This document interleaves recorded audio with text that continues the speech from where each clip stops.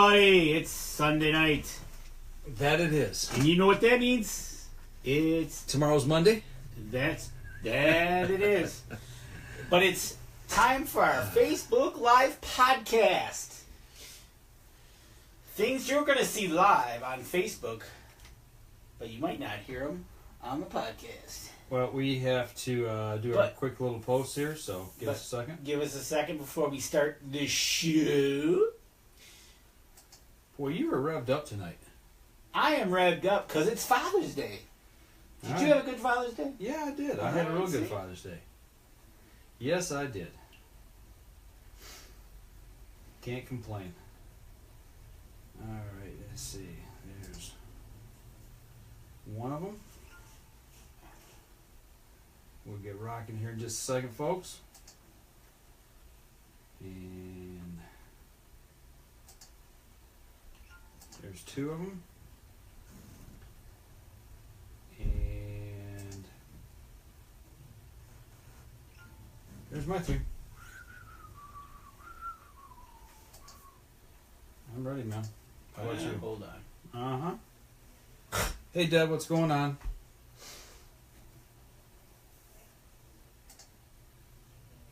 Jason Radecki's on. Hey, Jason. All right. He says he's got some potent coffee. Potent? You know me, man. I like coffee. Although we haven't been drinking coffee lately because Dan's been bringing over these nice little fruity drinks, which I got mine here. Summertime drinks. Yeah, that's right. But even though it's summertime, I still love my coffee. Thanks, Deb, for the Father's Day shout out. It was a good day. Looks like you guys had a good day as well.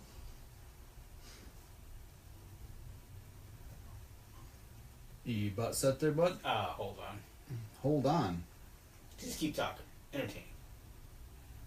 Oh, it sounds like Dan has some. I don't give Dan coffee because if I do, he gets wound up even worse, Jason. He was saying that you had the potent coffee. Oh. Okay, so What are you looking for? I'm looking for our show. That's not refreshing. That's fast enough. That internet connection must be slow. I don't know. Well, you're going to have to monitor the show then. I can do that. I'm capable. Yes, you are.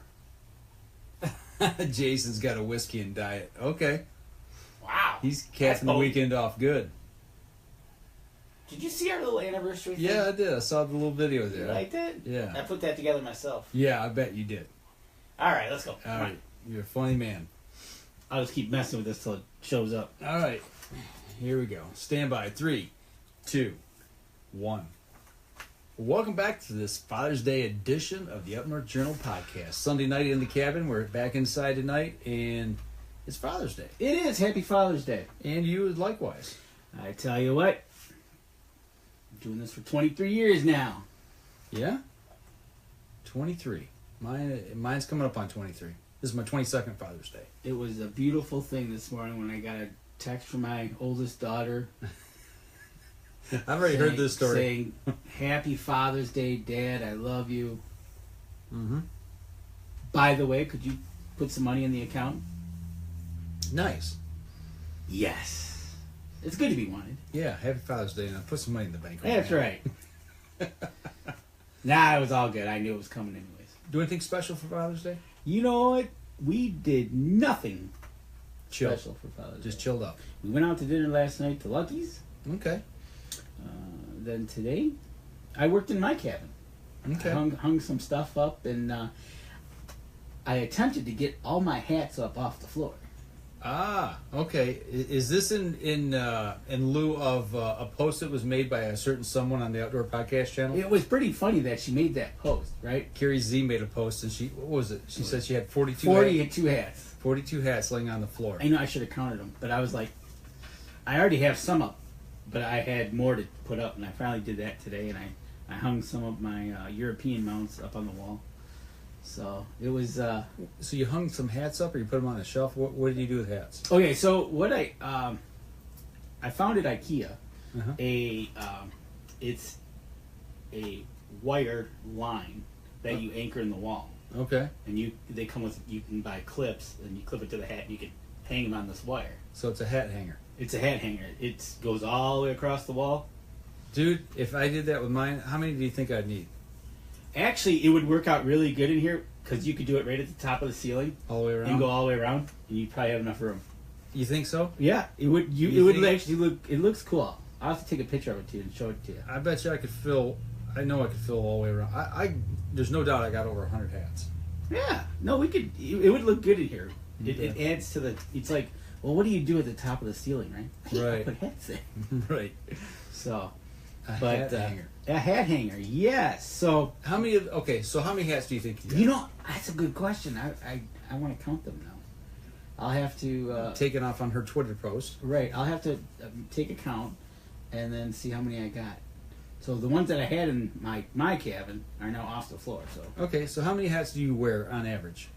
right now I've got on my pile of wearing 4 to 5 Okay. that I rotate. Yeah, I'm probably a good, I would say 6 to 8. Yeah. I got other ones that I want to wear that I dare not wear because they're in pristine condition. And it's like, what am I going to save them for? You know, but they're like, it's like something I want to save, something special. You know. Well, yeah, a use couple on of them will still special time. got tags on it and stuff Yeah. like that. You So know, I want to use them for like, you know, maybe a special show that we do for Cabela's or something like that, or a special event. So I do keep a couple back. right, exactly. So I got them off the ground. I had some European mounts in the basement that I finally moved out of the basement into the cabin. Okay. So yeah, it's really about all I did today. How many hats did you buy percentage wise? Just a guess. And how many of them were just given to you? 1/3 probably bought. 2/3 probably given. Or maybe wait. Okay. Let's flip that. Say 2/3 are bought, 1/3 given. Probably, yeah. Okay. Andy Eberhardt just joined in. Hey, Andy, thanks for joining in tonight. I gotta say, probably. Let's just say roughly, I got 100 hats. I'd say I've probably, I may have bought 10 of them, maybe. I hear you. You know, roughly. But there is, speaking of hats, Mm-hmm. and I hope they have them when we go there on August 3rd or 5th or 6th, whenever we're there. Because it seems like they let the cat out of the bag. Yeah, we got a special announcement. We were actually asked this last week on the show, and I don't remember who asked the question, Right. but they asked. Actually, I think it was Kevin Craven. Yeah, and it was after the show ended, I believe, and it was on the live stream, or was it not? No, I think it was during. Maybe it was during. Whatever. But anyways, they finally announced that the store in Chesterfield will be opening August 3rd. August 3rd, which is a Thursday. Which is a Thursday. They typically open them on a Thursday. And we're talking about Cabela's. Yep, Cabela's is going to be opening in Chesterfield, Michigan on August 3rd. And we are going to be there August 5th and 6th. Saturday, Sunday. That's Yep. right. Yep. Reason we're not there the 3rd is because Chaos. it is chaos. Actually, you and I took the day off work. Right. We're gonna be there you to and go. I are probably going to take the day off for work, and we're going to head out there, and we'll probably do some live streaming. Mm-hmm. I want to get a hold of the manager out there and confirm we can do that, Right. because I don't want to end up in the clink. I want to fly the drone Well, we're going to ask permission. over the crowd. Sometimes it's better to ask for forgiveness. It is, but then when you're in the back of a cop car and I'm waving to you, Yeah. and I got your drone in hand, Yeah. actually, they'd probably confiscate the drone. Yeah. I say, no, it's him. No, you don't. But yeah, we're going to be there on the 5th and The 5th and 6th 6th. for sure Yeah, that we're going to be Saturday. there. And we'll be there in person as us. As us, probably on the 3rd. Yeah. It opens at 10 o'clock, Mhm. according to the article I read. And they're going to do the Traditional opening.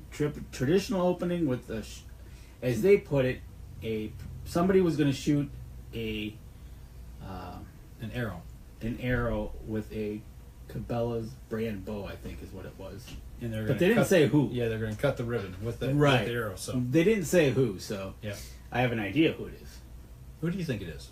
I'm thinking Mr. Nelson. Was he not the one that did it at Saginaw? He was. That's what I thought. So that's why I'm thinking, why not have him? Unless they have somebody else, but that's Yeah. off the top of my head. And I That's can't remember who did the Granville store. So. Oh yeah, I wasn't there for that. Yeah. He didn't do the Granville store? No, I can't remember. Oh, okay. It's a long time ago. So, but there you have it, folks. It's finally out of the bag. August 3rd, new store in Chesterfield, Michigan. Give a shout out to Billy, too. He said Happy Father's Day to us. Happy Father's Day, Billy. Which makes 4 stores in Michigan. That will be the 4th, that's right. So, gotta like it. I'm looking forward to it. I am too. Definitely looking forward to it. Another day of total chaos. And I love the grand opening. And it's going to be an 80,000 square foot store, so it's not going to be a small one like Saginaw. No, it's going to be more on the scale of what's going on over near Grand Rapids in Granville. Yep, So. correct. So be prepared to spend a few hours walking around it. Absolutely. It'll be interesting to see how the mountain looks. Yeah, the layout. What they do there, and I think I know the layout. It should be the typical layout. Well, I've been to Granville. I've been to all of them here, the 3 here in Michigan. I've been to the newer stores. We've been to Columbus. You and I have. I've been to Noblesville in Indiana. You've been to Green Bay. I've been to Green Bay. I've been to the one in Indiana. I've been to the one in Illinois. I've not been to Illinois, but I've been to 2 of them in Nebraska. Oh, okay. Kearney and I forget the other town that's out that way where they got the other store. The one just outside of Chicago I went to. So. But anyway, that's that in a nutshell. So we'll be down there if you guys are in this area, mid-Michigan area or northern Ohio. Come on up, see us, hang out, absolutely, have a good time. Come up there on the weekend, spend some time and cash, and join us. Absolutely. I think we're going to be there helping. I don't think we're doing any seminar. Yeah, not that I remember. It's going to be chaos. So right. But come on up, join us, have some fun, talk outdoors with us. So what else is going on? Oh man, I tell you what. I've been I was shooting a bow. I haven't shot this week though. I was supposed to. Well, again, I was supposed to. You were supposed to. But you went up north. Yes, I did. You and Jake left Thursday afternoon for a father-son, his last boondoggle before he heads off to college. Yeah, he's leaving Friday. This is Sunday night, and Friday a.m. We're moving him to Ohio.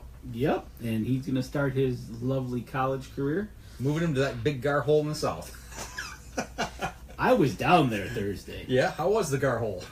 I was there and out of there before I could say, turn this bus around. I'm sorry for the guys and gals living in Ohio, but y'all don't have a lot of water down there, and we're just used to having a lot of water and options to fish. And even Mara and Cody have said that there's just not a lot of really great opportunities down there. So. Right, and matter of fact, that's why they came up here and did some smallmouth. Yeah, back on Memorial Day. Right. Well, no, I took Thursday, Friday off, and then I had Saturday, Sunday.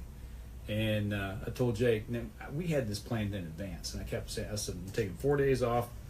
It's my weekend with you, whatever you want to do. You get to choose wherever you want to go that we can drive within a day's drive and get back home within a day's drive. And, we kept him and hawing around, and he never did really decide up until like 2 days before. And he was holding out. He kept leaning towards fishing, but he wasn't sure. And he said, well, let's just go fishing. Let's go back up north where we went.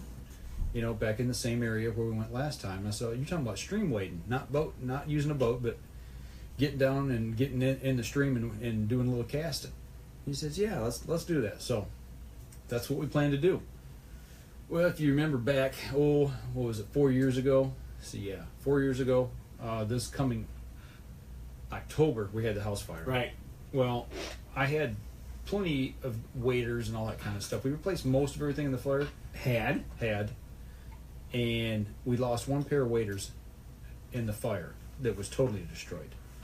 So, of course, they were the size that he needed. Of course. We had one pair of extra large, had a pair of mediums, and the other pair of extra large were just totally trashed.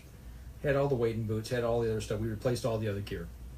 And I had a hard time locating waders for Jake to get in. What size were you looking for? Extra large, or no, large extra large, didn't matter, somewhere in that range. But we couldn't find anything that people had on hand. I was just about to say that you didn't have to order; you could walk into the store and buy. Yeah. I called Cabela's, You know, got on the phone with them, talked to them for quite a while, and they're like, no, not that particular brand. We got other ones, but you're talking a lot more money. Right. Yep. Oh yeah. Yeah. They got yes. So I was, you know, we're talking about the soft neoprene booty style wading waders, and that you put the wading boots on over top. And I didn't really want to spend over 120 bucks. So, you know, with the ones we had were Frog Togs, good brand. They worked great for us. Had no issues with them. And lo and behold, I called around and I found another outdoor store that was way north of here, way north of here, but it was on our way. So like, okay, you got large, you got extra large. I want you to hold a pair. I'll be there in 4 hours. Yes, I'm coming from four short hours. I'm coming from Flint, you know. So anyway, we made the trip, got up there, and took care of business. Got the waiters and everything. And you okay there? Yep. I'm just working on getting me a live stream. Okay, all right. I thought I heard my voice chiming through there. So, but yeah, we got our gear, got our license, which I hadn't bought yet, and we had the Jeep loaded up. It was the Jeep's maiden voyage to the north. There you go. And we thoroughly trashed it. Well, that's good. I mean, that thing is I mean, for a brand new vehicle that has less than 1,000 miles on it, it's a pigsty. I mean, we use. You got it parked right out in front of the house. How could it be a pigsty? It should be washed and waxed. It should be, but the kids haven't done it yet for Father's Day. Okay. They've been telling me for 2 days I'm going to. I see. Mm-hmm. It's kind of like that. Hey, Dad, put some money in the account. Yeah, exactly. Real quick, Andy. No, we don't have any events during the week. They only do the events on weekends. So that's why we're there on weekends. They don't do anything during the week usually. Kevin, well, you better be there. That's all I got to say to you. Absolutely. So, just catching up on. Okay. Yeah, I'm seeing they're coming in now. So, but so the maiden. Okay, let's start with the maiden voyage of the new vehicle. Mm-hmm. How was it? I was pleased. I was very pleased with the gas mileage. Good. Going up and back, plus all the times in the backcountry trails in the middle of nowhere that I swear nobody's been in 50 years on these trails. I mean, we were in some deep, dark stuff. That's good. I mean, when I say off the beaten path, it was way off the beaten path. All said and done, that thing is supposed to get 20 miles on the highway. Okay. I got average mileage up and back, plus all the woods driving, 22 miles per gallon. That's awesome. That is really good. You know, and going up, we're doing 70. On the way back, I was doing 65. We were just chilling on the freeway. I mean, yeah. You weren't pulling a trailer, were you? No. Okay, so you were just no vehicle only.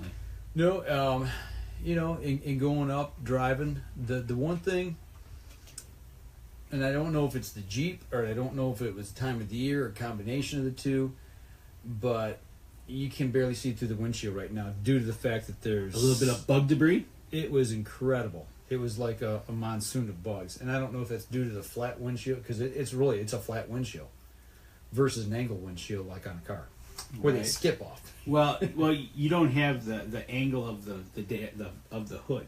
That either. You got the flat. It's a flat surface, and it just comes up and over. It doesn't go up and over.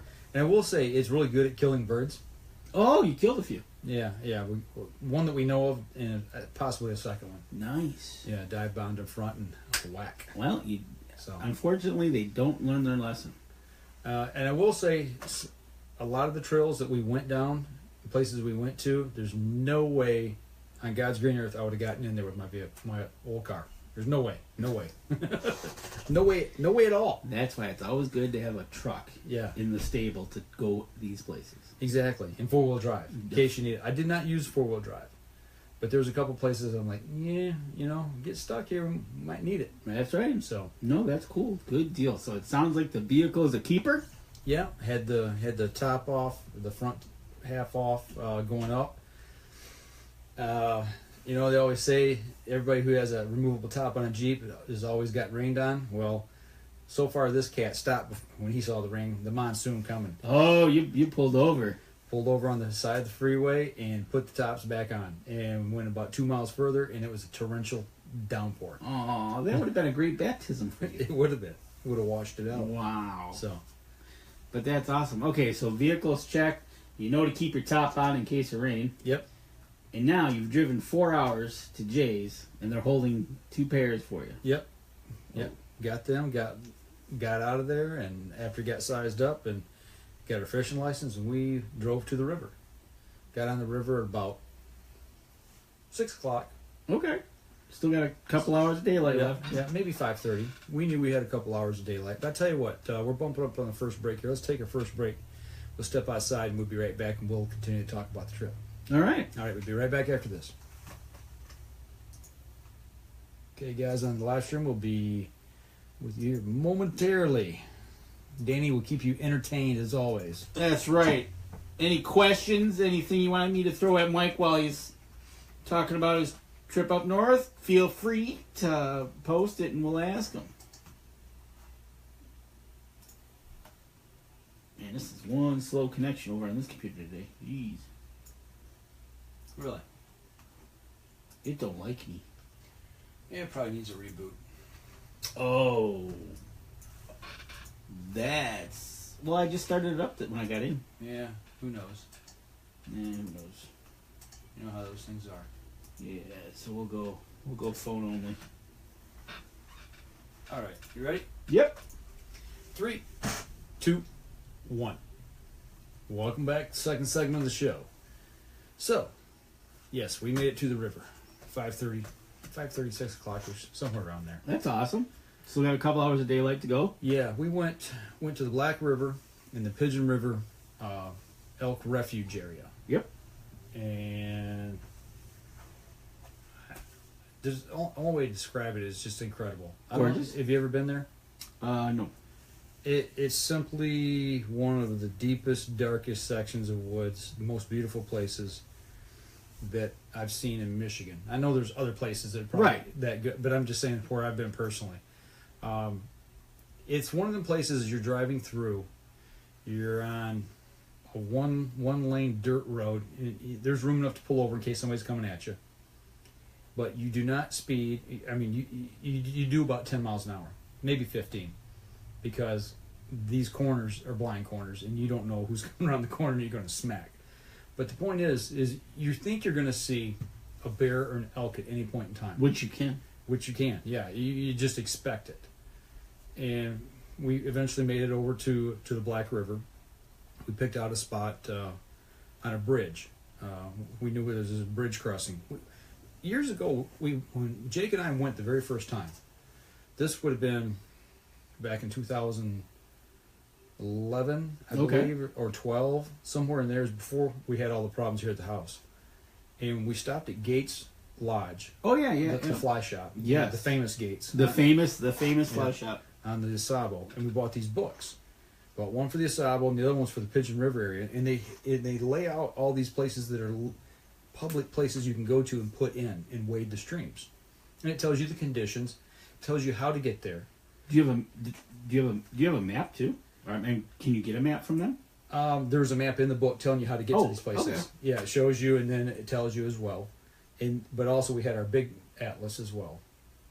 And Jake was playing navigator, I'm driving. But we knew where we had to go. We got there. We parked on this little off the side on the road on the bridge, and got our gear on and proceeded to get in the stream before it got dark. Good. And fished. We were in the river maybe a half hour. Jake got his first fish. It was a brookie about 8-9 inches long. Oh, good. Keeper? It was a keeper, but we were catch and release. And we posted the video online, the one that we showed him putting back. And a buddy of ours, Bob, from out east, he's like, man, that looks like bait. They're used to catching bigger trout. We're fishing for trout. And I'm like, well, here in Michigan, these smaller streams are not deep, and you wade them, and that's what's there. And plus, I think the legal limit is 7, right? Depends on the stretch. Oh, okay. And where you're at. Yeah. That's the thing about Michigan fishing rules on these streams. You better know where you are, number one. What river specifically, obviously, but also what stretch of the river you're on. Because when we put in at that bridge, there's a sign at each public put-in spot. Okay. And it's posted by the state of Michigan that says, this stretch of river is all tackle is legal, or it'll say flies only legal, or only artificial flies and lures. Okay.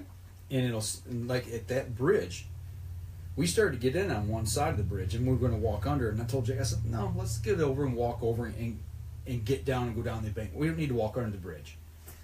And later the second day, he found out why, because they put all these big boulders down there to keep the bank from eroding. And they're trying to walk over this stuff. It's dangerous. Number one. But this bridge particularly, if we had put in downstream, on the downstream side of the bridge, it was artificial flies only. Upstream, where we put in at, was artificial flies and lures. So if we would have stepped in the water there, technically we'd have been illegal. Okay, depending on what side of the bridge you wanted to go up. Exactly. That was the dividing line. So that bridge was the actual dividing line. Wow. Yep. So yeah, you really need to pay attention to where you are and where you're going. Right, because if you would have went downstream, you would have went into the no tackle area, and you'd have been. Now you didn't use any flies. No, we were using spinners. You were using spinners. Yep. Okay. I got some St. Croix rods, two really ultralight, a 5 foot and a 5.5 foot St. Croix ultralight rod with 4 pound test, and we're using Panther Martin 1/8 ounce spinners. Okay. Yep. Trout spinners. Andy Everhart says Onyx maps would have been great up there. It would have been, and I actually had it with me. But didn't think about it. But truthfully, where we were at, we were pretty safe in the maps that we had that we were using. So right, going a little old school. Going old school. Mm-hmm. You gotta like that. Mm-hmm. So, but yeah, we got on the stretch. He hooked that one, and we let that one go. And that was the only fish that we caught on that stretch that day. We fished up until about it's about 8 o'clock. About 7:45, I told Jake, I told him, we could see the sun. I said, once the sun sets below the bushes, because we had already gotten out of the timber and we were in the thick brush. Okay. Kind of like where bears like to hide. Yes. Kind of like where we found bear tracks along the side of the river. They like to walk there. Yeah. And a couple of them were decent sized bear tracks. I said, once the sun touches those bushes ahead of us, I said, we need to turn around and go out, because I don't want to walk downstream in the dark. We had headlamps. I brought headlamps just in case. Just in case you... But, if you're wading a stream, you're in a deep run or something, all of a sudden you hit a hole, and it's dark. I mean... You go swoosh. You can get in some trouble. Yeah. So we turn around, but just about the time we got ready to finish, the mosquitoes lit up like Christmas trees. Ah, the Michigan bird. Well, we didn't bring bug spray. Oh! Forgot that. And by the time, the next morning, the backs of my hands were swollen from mosquito bites. You got nailed. Yeah. So, but we got back out, I got out of the river, and from camp, it was 68 miles back to camp. Okay. Our deer camp. That 68 miles took us 2 hours and 45 minutes. Wow. And about 15 to 20 of it was in the wildlife area. Like I said, it's twists, turns, up and hill, over dale, and you can't travel fast. No, you just can't do it. On your nightly travel there, did you see a lot of deer? Not the first night. We saw a few. Okay. Saw most of them once we got out of the management area. Once we got out of that management area, we were seeing them in hay fields. Right. Okay. And all that. And what was strange is, as we're coming out of the wildlife area, I got the headlights on. It's dark. It is dark. It's cut. The tree canopy is so thick, it's really cut in the sunlight. And once we left the management area and got on a main state road, it was daylight. It was right. Yeah, because we didn't get back till 10:45. The sun set around, or the total darkness here in Michigan up north is about 10:30, 11 o'clock now. So, yeah, it was kind of weird. Kind of weird. How are you said mosquitoes, but how are the black flies? Horse flies, deer flies? Horse flies, there was horse flies. They weren't terrible, but we were getting buzzed pretty, we were getting buzzed. Oh, yeah. Black flies, about the same. Wasn't terrible, we were getting buzzed. So, the biggest thing was mosquitoes that were really getting us. But what was kind of cool, though, is right there, after he caught that first fish, from there till the time we pulled out, it was like somebody walked over to the light and just went click, boom, boom, fish are feeding, boom. That's when mosquitoes came out. Oh yeah, yeah. Boom, boom, boom. You can see them. And that, if you're not a fisherman, you've never experienced that, you're missing out because it's so cool. Just to stand on the stream and watch. It's And also, feeding time. It's like somebody threw feed out there. they're not jumping. They're sucking. Yep. And you can hear them slurping. You can see their heads come up to the top of the water. It's just, and you just hear this all over the place. You know, we're just casting, and we're getting strikes, but they're after the bugs. They're not after the spinners. Right. You know, we had a couple of them that we definitely got into, but they spit the hook. So, You think flies would have been optimal right at that point?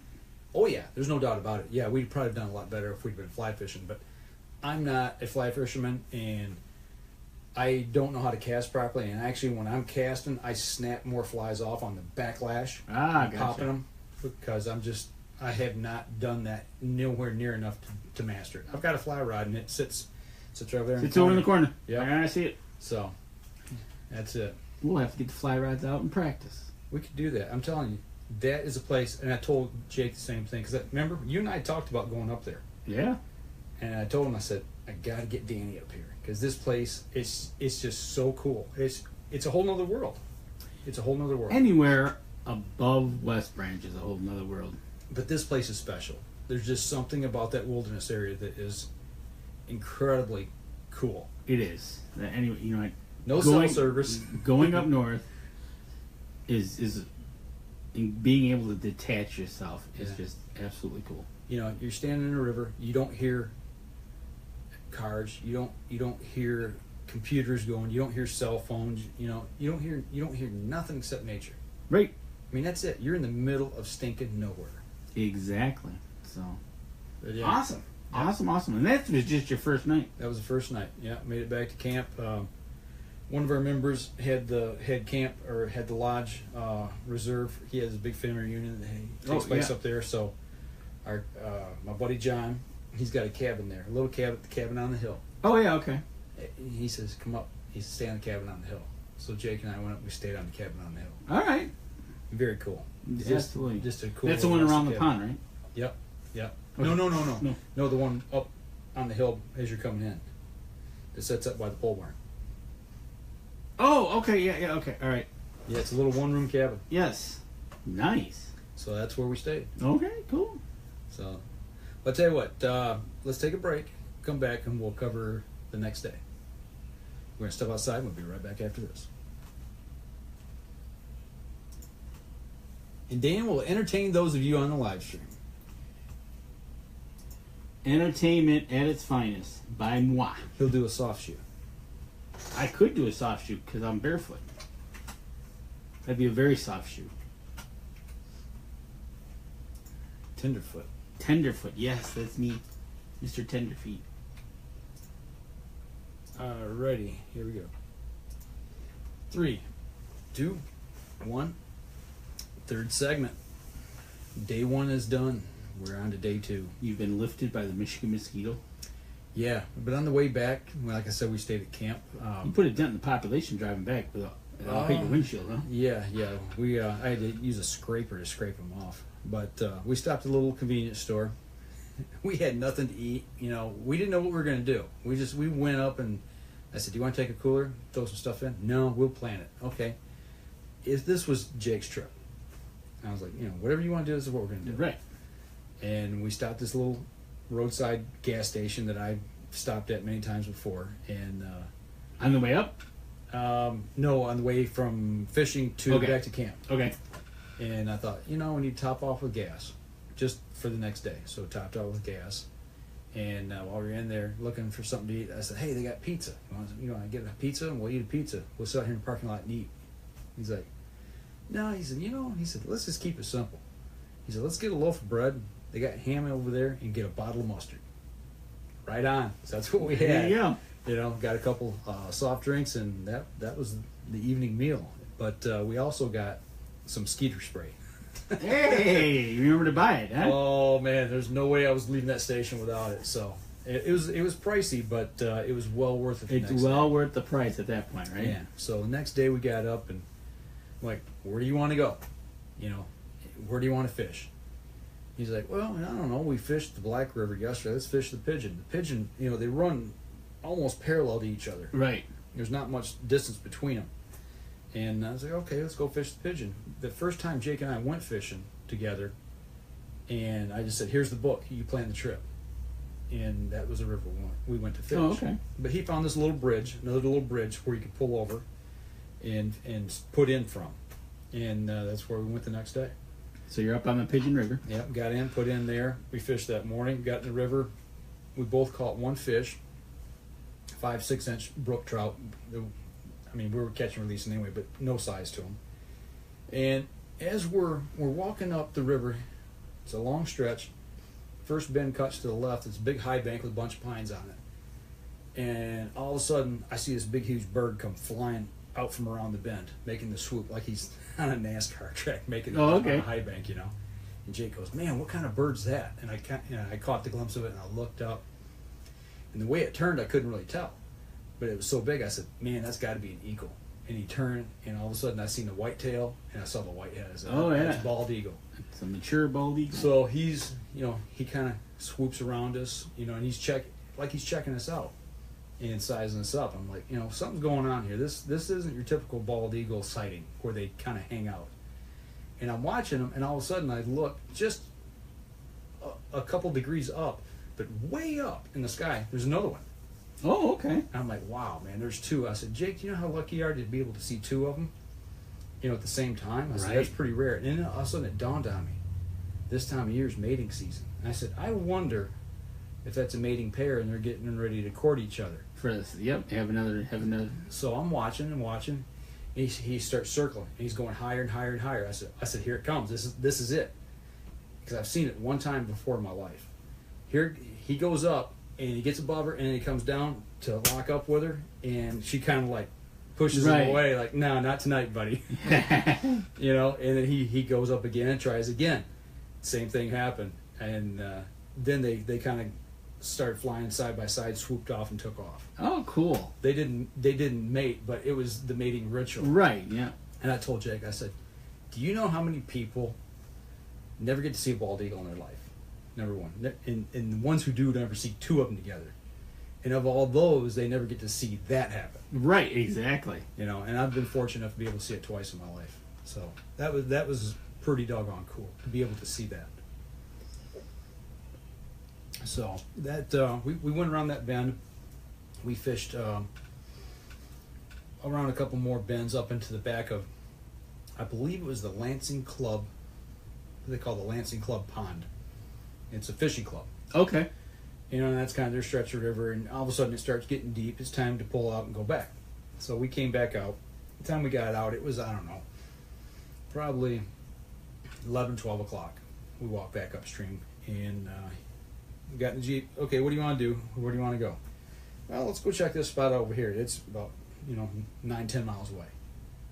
But it was just downstream.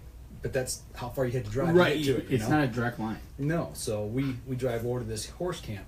And as soon as we pull in, it's a public horse camp where where you camp with your horses and horseback ride out. And when I pulled in, there's one thing I saw that was really cool. Was a handicap ramp. And it was a loading ramp for handicapped people to take their wheelchair up and get on a horse. That is awesome. And I thought, how cool is that? The state has provided a way for people who are handicapped to be able to get out on horseback ride. Absolutely.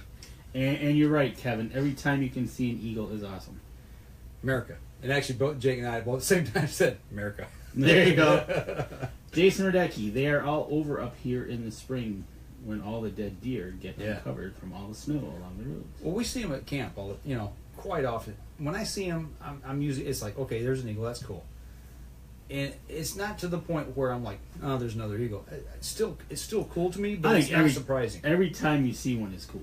But when you're fishing and you're on a river and you're wading, you're taking all that nature in anyway, and then you just throw that in the mix, it's just like, wow. Right, exactly. And Jake's never experienced anything like that. So. Kind of the topping of the ice cream cake, right? Yeah. But yeah, no, I've seen them up in where I go up in the UP, and it doesn't matter. Every time you're driving down, you look over and you see one in the field. Yeah. It's still just wow. Yeah. And then if you get it right, where if they're close enough, you get a perception of how big they really are. Absolutely. And it's like, whoa. Yeah, when he come around that out of them trees around that bend, like I said, it was just like standing in a corner down at Talladega watching cars go around on the high bank. You know, Yeah. it was just that's what it reminded. It was just incredible. But It was. Every time you see one, but to see that it's even is cool. So okay, so you're now at this horse place. yeah, Very cool that they provide handicap access Yeah. to get on a horse. that was the first thing I noticed when we pulled in. It was just like, I said, how cool is that?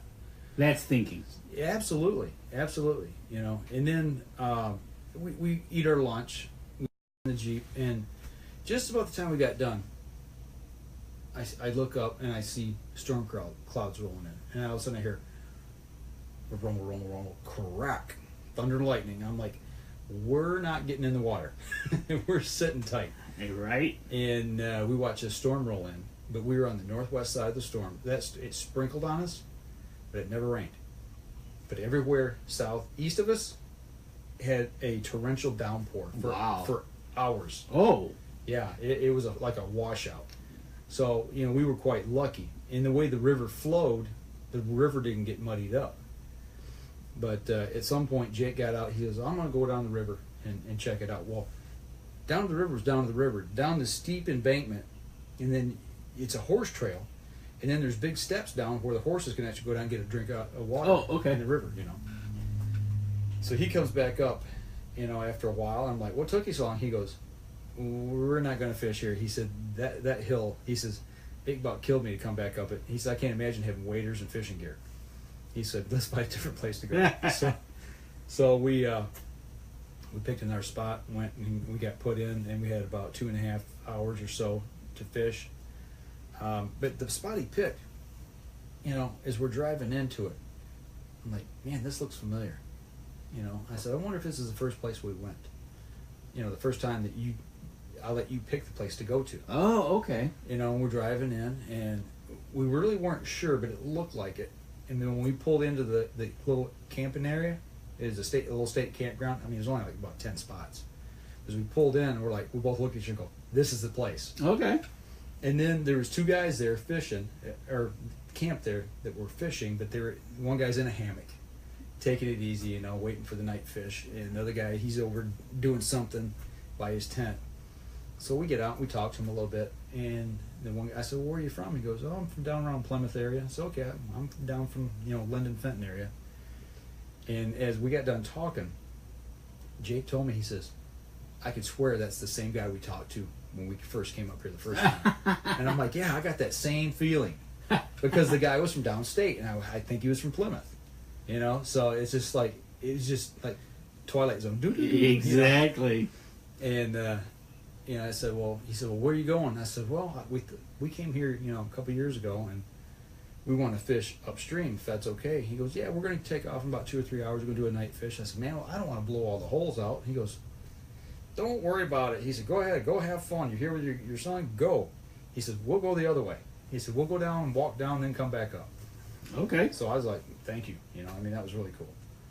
So, yeah, we made our way down the river, got in, and we hit around the first bend, and boom, he hit one. And it is another little one. You know, I'm like, man, he's up 3-1 on me now. Uh-oh. I said, boom, then I got one. You know, and I said, all right, hey, we're tied. So we keep walking a little bit, and all of a sudden, his rod just went bang right over, and I can hear the drag, you know, and I could see the rod dancing. He wasn't hung. I mean, he had a fish on. Right. I'm like, I think you got a nice one there. He goes, yeah, it feels like a good one.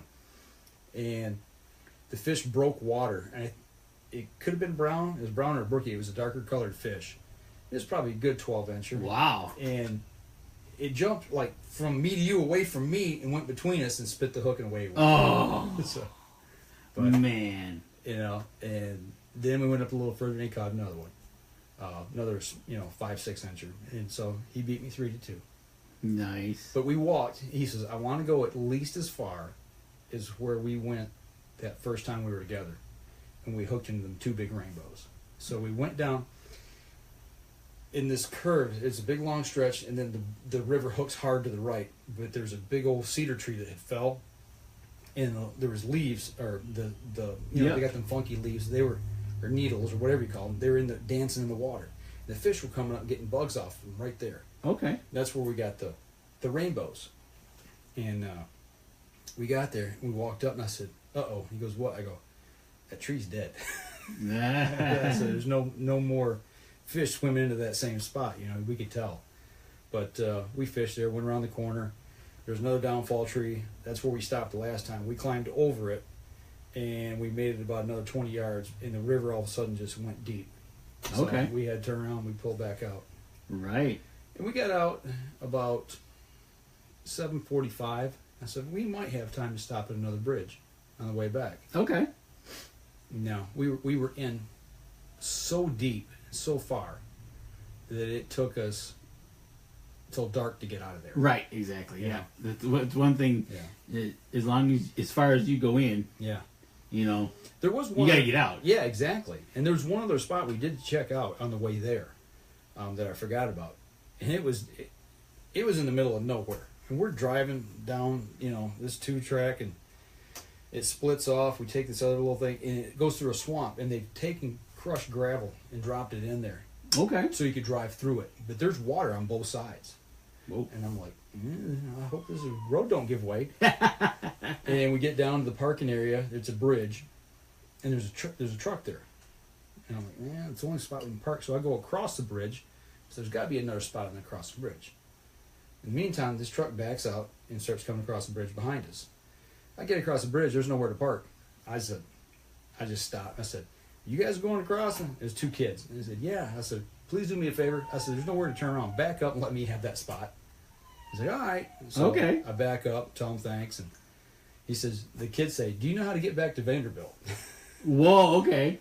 And I said, "No."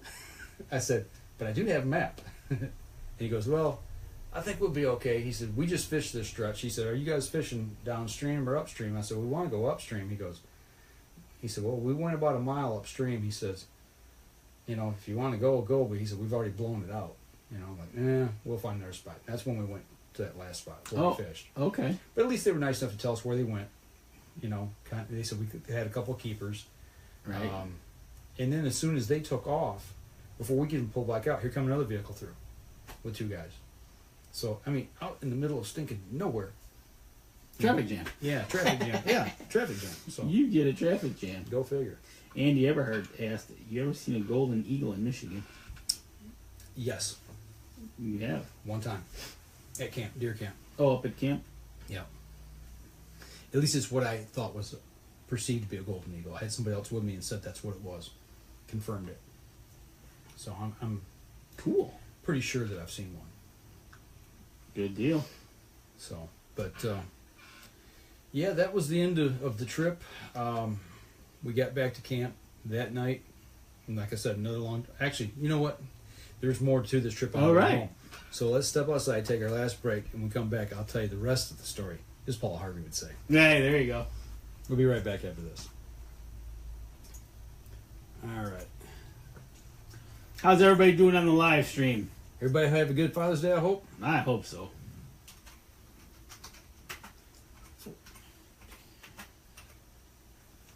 All right, you ready, Dan? I'm ready. All right. We'll get rocking here and wrap up the show. Stand by in 3, 2, 1. All right, so the coolest part, I think, of the whole trip. Now, this is Friday night? Friday night. Okay. We planned on fishing Saturday morning. That was the plan, and I'll tell you. Oh, before you get any further, how was the woods this time with bug spray? Oh, the water was a lot more manageable. Okay. Yeah, I don't think I got bit. They were flying around and buzzing, but I didn't get bit. Okay. Yeah. And you were using the Cabela's guide gear. Yeah, they're not the new guide wear gear. No. But last year's guide wear series fishing shirts. How was that? I liked them because there's a lot of times they were long sleeve. I'd dip my hand down in the water. You get snagged up and you'd reach down, you'd unhook the hook.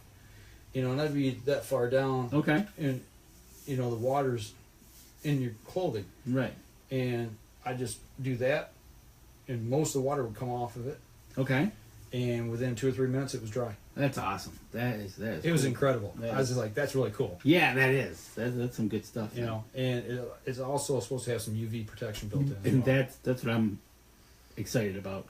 And and it wicks away the moisture from your body. I mean, it was hot out. I mean, we hit the river there in the middle of the day. It was like 85 degrees. At one point on my thermometer on the Jeep said it was 89. Okay. So yeah, it's warm. It's been warm the last few days here. With no breeze really. It helped. It helped a lot. So especially down on the water with the sun beating down. Yep, absolutely. So I recommend them shirts, man. They work great for us. Excellent. Good deal. So it was a great investment. But coming back, we're coming out of that campground, and it's not dark yet. It's getting dark, but it's not dark. Right. Yet, in the woods. And we're bitty-bopping down the trail, and the road takes a extreme hard left. And I crank the wheel around the left, and I just stop in the road. And I go, elk. And Jake goes, what? I go, cow elk. And I point. He goes, oh my gosh, that's an elk. That's the first elk he'd ever seen. That is so cool. And she kind of looked up. She's probably a 2-year-old, maybe 3-year-old elk. She wasn't like huge cow. Right. But she wasn't a calf either. She looked at us like, uh-oh. Clump, clump, clump, clump. I mean, just gracefully through the woods. Yeah, and away she went. Before I could even get my phone up and take a picture or video, And so he's just all giddy about it. He's just like, man, that was so cool. I can't believe I saw an elk. That's awesome.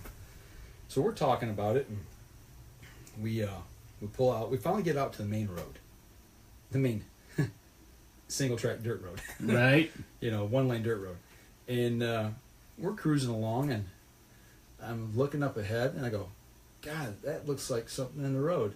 And as we get closer, I'm like, that's an elk. More elk. Yeah. So I stop, and I get my phone out, and I zoom in all the way, and hit the video, and I'm videotaping it. And it's standing there looking at us, and then all of a sudden, it just turned around 180 to walk away from us. When it did, all of a sudden, I seen the antlers. It was a bull. He wasn't huge. He was probably that wide. And best I could tell, he was a 3x3, kind of like a 3x3. Right. Okay. And he kind of walked and then did a 90-degree turn, and in the woods he went. And, he's like, I can't believe I seen 2 elk. I seen one of them was a bull. I mean, he's just flipping, He's going crazy. And there's a elk viewing area on past that. I said, let's stop and see if there's anything. Let's go view. Yeah, maybe there's some out in the field, So we stopped. And what's really cool is that you pull up this parking area, there's a path that goes down to this big meadow. And this meadow is huge. It's probably 70, 80 acres. Okay. And there's a bench there, and you can sit there and just view. It's just like a wooden bench. Right. But there's no elk. So okay. We hung out there for a few minutes, then we got back, and Jeep took off. And we get back to the last main turn that we have to take and make a 10-mile drive through the wilderness area. And as we're coming up to the intersection, I went, hey, check it out, there's a deer in the road. He said, oh, that's cool. And then she, as we get closer, she bounds into the woods. Well, as everybody does, when you see a deer, when you pull up to that area, you stop and you look to see if you can see the deer. Right. We stop, and about 20 yards inside the woods was 3 elk. Oh, jeez. There was a cow, a big cow, and 2 little ones, not calves, probably last year's calves. Okay, yeah, all right. Feeding. And, I'm fumbling with the camera. I got my phone up, start shooting video. He's shooting video. And we're watching them, and they're only 20, 30 yards away. And the cow, she gets nervous. She walks away from it to about 40, 50 yards, and she starts circling, doing a circle motion. Right. And there must have been something there, and I don't know what it was. It was behind 2 trees that they were feeding on. It was almost like it was a feed site. And I don't know if the DNR had put something out or somebody else had. Okay, I see what you're saying. I don't know if it's legal to do whatever. They were leaving, whatever they were doing. The 2 young ones weren't leaving. They just kept there, and they look at us, they eat, look at us, eat, look at us, and like, hey, how you doing? We're just going to eat this, whatever this is. Right. So we saw 5 elk on the way home. That's awesome. And I was just like, that and the bald eagles just made the whole trip. It was just really, really, really cool. That is cool. And matter of fact, Deb got a glimpse of 2 elk when we were coming back just past the bridge. South of the bridge? Yep. No kidding. It was just, because I think I just saw 2 elk.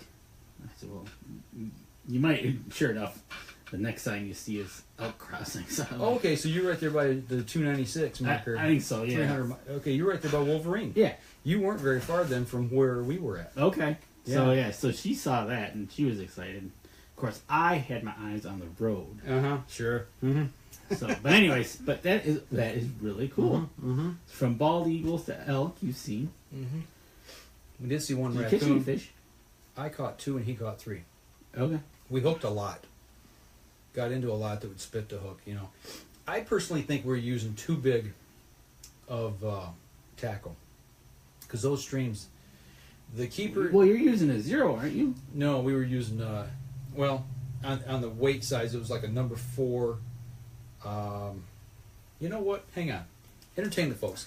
Those of you on the podcast here, you're going to have to wait just a second. I've got him right over here. He's going to leave his chair, and he's going to walk behind the camera, and then he's going to come back. I got him right here. I thought they were 0s you got. And for those of you who are on the podcast, you're going to have to watch the live stream here. As I pull one of these little dudes out.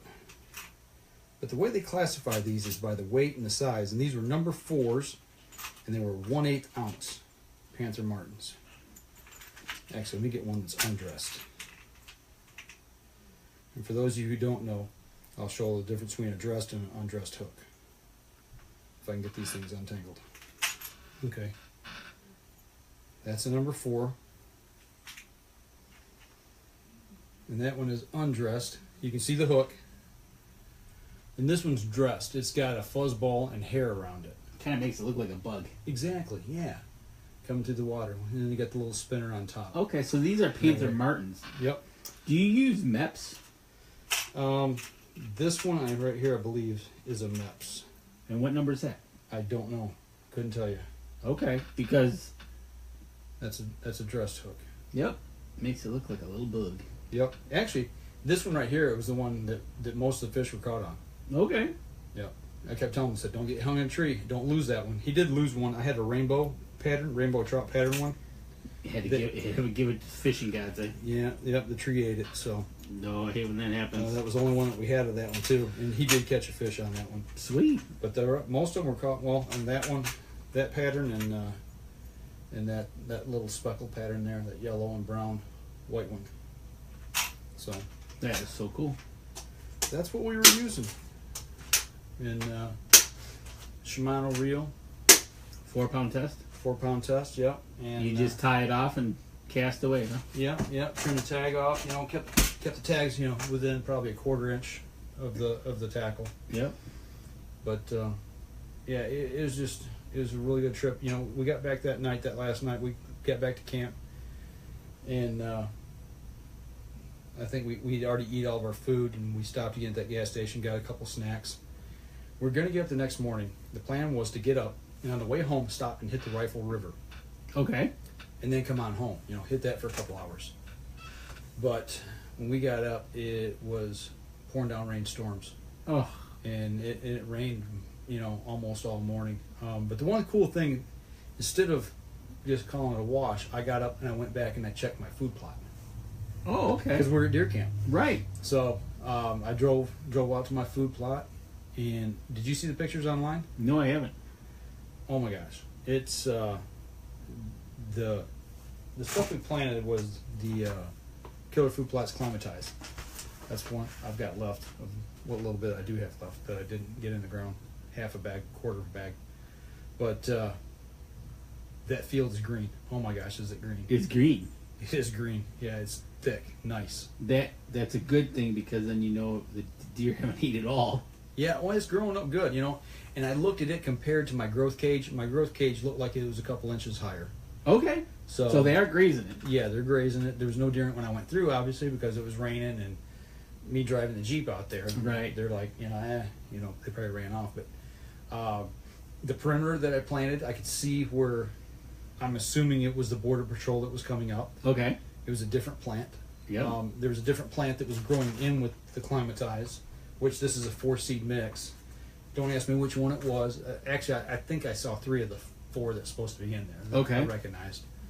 But yeah, it's working. It's coming up. It's growing. It's green. You know, Green is good. yeah. I'm looking forward. Got to it. rain, Mm-hmm.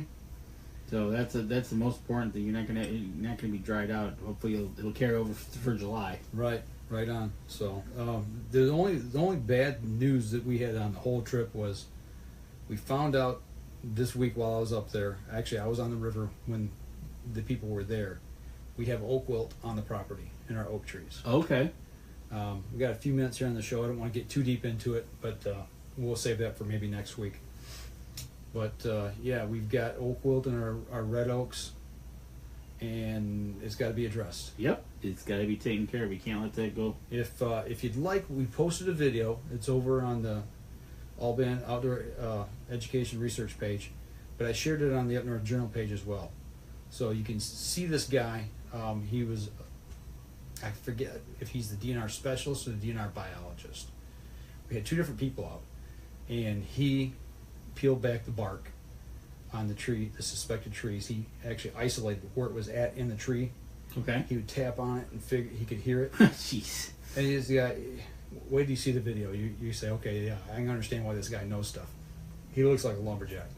But anyway, and he'd take his hatchet and he'd chop a little bit and he'd peel it back, and bang, there it was, clear as day underneath in the cambium layer. Really? Of the tree, yeah. And it's going to kill him. I Yep. mean, flat out, those are going to die. And I'll get a little more into how that disease is transferred. There's 2 different ways. And the red oak is the most susceptible to transfer of the disease. So stay tuned for a future episode to hear about that. yeah, because they're coming back and they're going to quarantine off an area that we've got to cut, treat, and there's multiple processes we have to go through to try to save the rest of our oaks. Right. And you know, we've notified our neighbors. Hopefully it's not on their property, because even if we treat our property and theirs has it and they don't treat it, then it could come right back. Right. So yeah, there's some things we got to work through. So The joys of outdoors. yeah. But being a steward of the land, That's right. You got to take care of it. you got to take care, because if not, Mother Nature is going to do what Mother Nature does. Right. And if you don't try to save it, Mother Nature can be harsh. Well, spruce budworm, we've had that. That just got into our spruce trees as we were cutting, so we managed to salvage our spruce trees. But the infestations came through, and you can see it on our neighbor's property. In Plains Day, they got all his spruce trees. Right. You know, and now we've got oak wilt right behind it. So It isn't one thing, it's another. it is. You know, you just have to deal with what the cards you're dealt and make the best of it. Right, exactly. But yeah, that was that was our week. Or, Cool. It was 2.5 days. It was a whirlwind. I mean, we put 900 miles on the Jeep. We completely trashed it. The inside it got sand. You broke it in nicely. Oh man, mud all over the place. Bug covered, but yeah, we had a blast. You know, I'm wore out. Put it that way. I'm stinking wore out. Good. But Good. it was a good time. You can go back to work tomorrow. How's that? That's what I'm going to do. Go back to work. You can rest and go back to work tomorrow. Mm-hmm. Or go back to work to rest. But before we go, I want to know. You said you've been shooting a bow. I want to know how you've been doing with that. Well, actually, I'm shooting 2 bows now. Oh, I'm shooting... do tell. Well, I got the Evolve this year, Mm-hmm. and I got the Decree HD last year. Right. And I said, you know what? I'm going to shoot them both. Okay. So I switched releases, Right. and How's that going, by the way? good. I needed to take my Decree HD down to Jim and have him make the draw length just a little bit longer. Okay. Don't ask me why, but so Is that because the release you're using? I think it was. Okay. So I went down to him, saw him. Of course, it's a 5-minute job, but I wanted a professional to do it. I thought I knew how to do it. I was right on how to do it. It's just You wanted to make sure. I wanted to make sure, and plus he's got the right equipment to set the draw stop. Right. So, anyways, I've been shooting them both, and they're doing pretty good. So now, let's go back to a little story that about shooting your bow, missing the target, finding your arrow. Uh-oh. Okay. A few weeks back, I shot and I missed left of the target. Mm-hmm. I did something, whatever, and I couldn't find the arrow. Mm-hmm. I'm like, where in the heck did this thing go? And I'm like, You're shooting in the backyard. yeah, I'm shooting off into the woods, right? Mm-hmm. I'm like, That's why the deer aren't coming around anymore. oh no, they're coming around. They are coming around. I got $5 coming in. They're there. They're not going anywhere. I'll tell you that much, because it's the heat. They are not going. But the last 2 days when it was really hot, I walked out there and they were all laying down about within 40 yards. They're all just laying down. I looked and went, wow, okay, you guys didn't go far. Gave them some corn. They're happy. But I shot this arrow, missed the target, and I couldn't find it. What the heck? And I walked back and forth, looking. Okay, so I found the arrow. Actually, Kelly found the arrow last night. Okay. It was approximately 130 yards past the target. 130 yards. Yes. And how I know that is, I've got my woods marked out to 100. I know where the 90, because I wrote it on the tree with. Okay. And I know the sidewalk past that, because there's way in the back. Mm-hmm. And we're walking along. We took the dogs for a walk. We're walking along. She goes, "Hey, Dad, look!" And she's holding my arrow. And I'm like, "Whoa!" And because there's a road in the back of the woods that goes to a subdivision, but there's no houses back there. It's just a road to cut through the woods. Mm-hmm. It went past the sidewalk, past the road, and into a berm back there. That's probably about 130 yards. Wow. And I have no idea how that arrow did it. How it kept the height and flew that far? The only thing I can think of, because off my back porch that I shoot, I'm shooting downward. Mm-hmm. The only thing I can think of, Ricochet? it had to hit the dirt and go upward. But it stopped at about 130 yards. What would you have done if that had hit a cart? Well, there's people walking back there Or too. people, yeah, I say, or like you walking the dog. I always watch when I shoot, because sometimes I won't shoot, because there's either people or there's deer. Mm-hmm. But yeah, I'm always cognizant of what's behind my target, because I can see them coming through the woods, right, walking left to right. You need your big round hay bale. But I was totally shocked at how far that arrow went. So it tells you how good the Evolve throws an arrow, and how good a black eagle flies. Mm-hmm. Wow. Yeah. And then I kept looking for this, and I kept walking back and forth and back and forth. And matter of fact, I went over there one time to look for it. I couldn't have went this far, right? I did. Wow. So that was Eye-opening. pretty wild. So I got my arrow back. But other than that, you're doing well. Yeah. So get it out this week. Shoot some more before we head up north. That's the plan now. You're doing your 4th of July thing, right? Yep, we're heading north 4th of July week. Go to the cabin. Shut the doors. Don't bother me. Kind of like what I did. Right. Get out and enjoy nature. I got to meet with the forester up there while I'm up there that week. Gotcha. So I'll have a report back when I come back for that. Good deal. Yeah. The project should be done by July 1st. But, like you mentioned, rain. They've been getting a lot of rain, so I don't know how much wood they've gotten off. I talked to him this week, and he said they were pulling off a lot of wood, except for on one side they were having problems because of the water. So, hopefully. Yeah, it's still wet up north where we were at. Yeah, it's wet. So, other than that, man, it's rock and roll. It's summertime. Yep, get out there and enjoy it. It's still daylight. Sunny out? Yep. Today, anyway.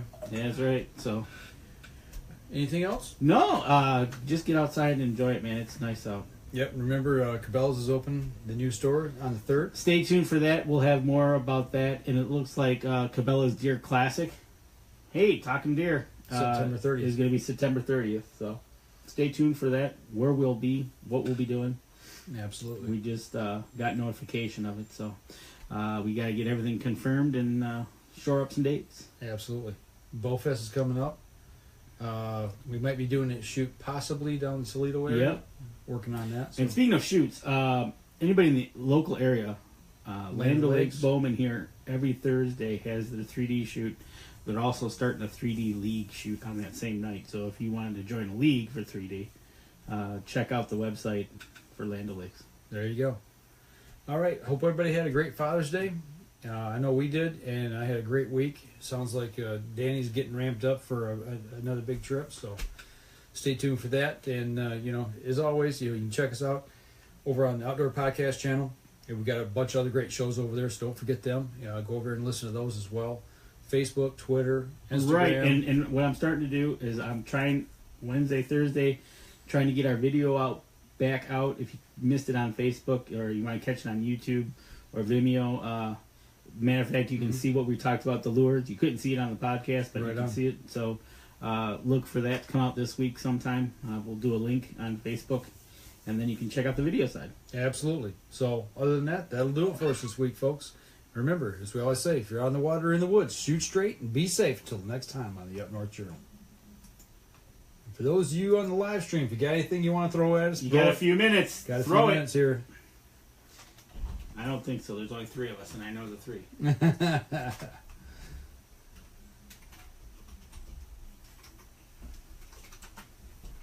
Alrighty. I will go over and